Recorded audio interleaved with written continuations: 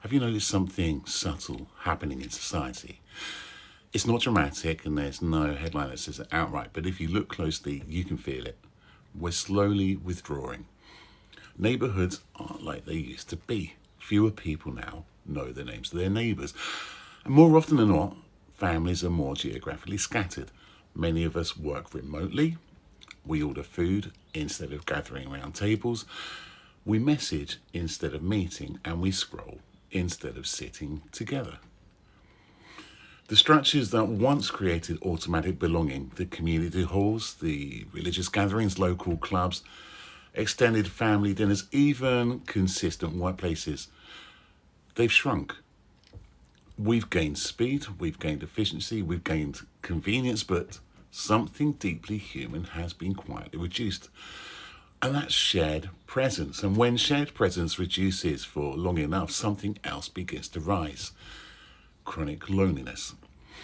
And that chronic loneliness can have a serious effect on your body and your nervous system, because loneliness is not just emotional, it is physiological, and your body responds to it whether you consciously think about it or not. We are biologically wired for connection. Let's begin at the beginning. Human beings are not designed to regulate alone. From infancy, our nervous systems develop in relationships to other nervous systems. A calm caregiver helps regulate a crying baby. A soothing voice slows the heart rate. Gentle eye contact softens muscle tension. And that shared laughter releases bonding chemicals. Connection is not a luxury add-on. It is part of a regulatory system. When we feel safe with other people, the parasympathetic branch of the nervous system, particularly the vagus nerve, becomes active.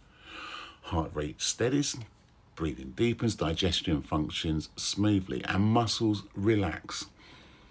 The body receives a simple message. You are safe. You are not alone. You do not need to brace. Now, imagine what happens when that safety signal becomes inconsistent or absent. Loneliness is a threat signal. The brain interprets prolonged social isolation as potential survival threat. This isn't poetic language, it's evolutionary biology. For most of human history, being separated from the group increased vulnerability to predators, starvation, and environmental danger. Our nervous systems evolved to treat social exclusion seriously. So, when loneliness becomes chronic, not just a quiet evening alone, but an ongoing absence of meaningful connection, the brain activates stress pathways. The amygdala, your threat detection center, becomes more sensitive. Cortisol, your primary stress hormone, increases, and adrenaline may rise more easily. This stress response is incredibly useful in short bursts. If you need to run, fight, or respond quickly, it can save your life. But chronic loneliness does not come in short bursts. It lingers, it hums in the background. And so the stress response stays partially switched on. Over time, elevated cortisol may disrupt sleep patterns. It may increase blood pressure and contribute to abdominal weight gain. It may also suppress aspects of your immune function and increase systematic inflammation. Your body begins to operate in low-grade state vigilance, not panicked, just braced. Let's talk about the brain under chronic loneliness. So, what happens in the brain itself? Well, social interaction is not just emotionally satisfying, it's neurologically stimulating. Conversation activates language centers. Emotional exchange engages the limbic system. Perspective taking exercises the prefrontal cortex. Connection is cognitive exercise. When that stimulation reduces significantly, the brain's activity patterns shift. Research shows that loneliness is associated with increased activation in regions linked to social pain, particularly the anterior cingulate cortex. Interestingly, this is the same region activated during physical pain. Loneliness hurts because neurologically it overlaps with pain circuitry. At the same time, chronic stress can reduce the efficiency of the prefrontal cortex, the part of the brain responsible for rational thinking, impulse control, and balanced interpretation. That's why loneliness can distort perception. Neutral messages feel negative, silence feels like rejection, and ambiguity feels like exclusion. The brain becomes more vigilant and starts scanning for signs of threat. Over extended periods of time, chronic loneliness has been linked to an increased risk of social decline and dementia. Why? Because social interaction keeps neural networks active. It challenges memory, language, and emotional regulation. Without that stimulation, combined with elevated stress hormones, the brain can become more vulnerable over time.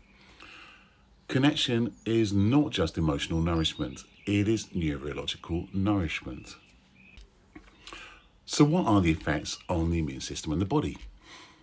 Now, here's something many people don't consider. Loneliness affects your immune system.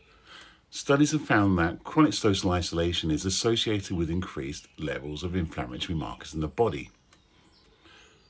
Inflammation is a natural healing response in short bursts, but chronic inflammation is linked to heart disease, stroke, diabetes, and other long-term health conditions.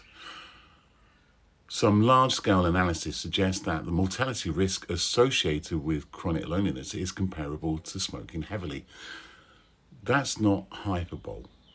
When loneliness persists, it becomes a public health issue. Yet, culturally, we often frame it as a personal weakness. But the body does not interpret it that way. The body interprets it as sustained stress. So, how does the body adapt over time? Well, the body adapts to chronic loneliness in subtle ways. Breathing may become shallower, particularly in the upper chest. Muscles in the shoulders and neck may hold ongoing tension, and posture may narrow slightly to a subtle protective stance.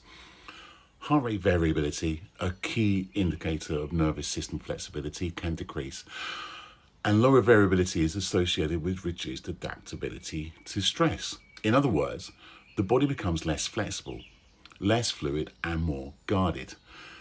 And there is another layer to consider.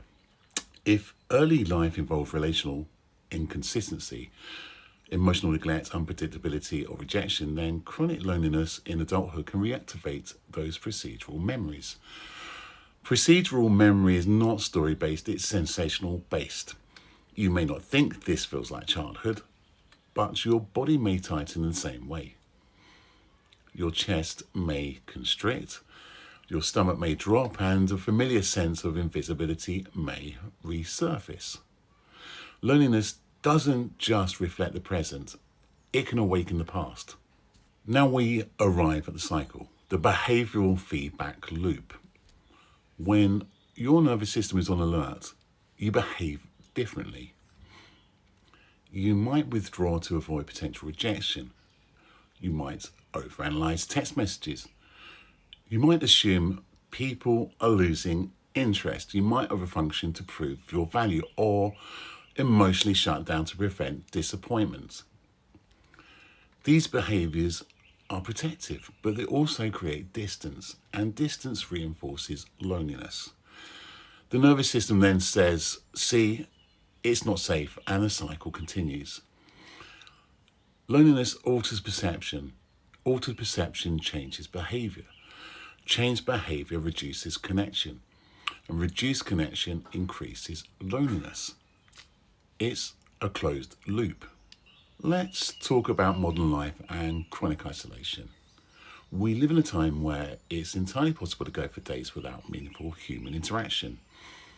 You can work from home, order your groceries online, you can stream entertainment alone.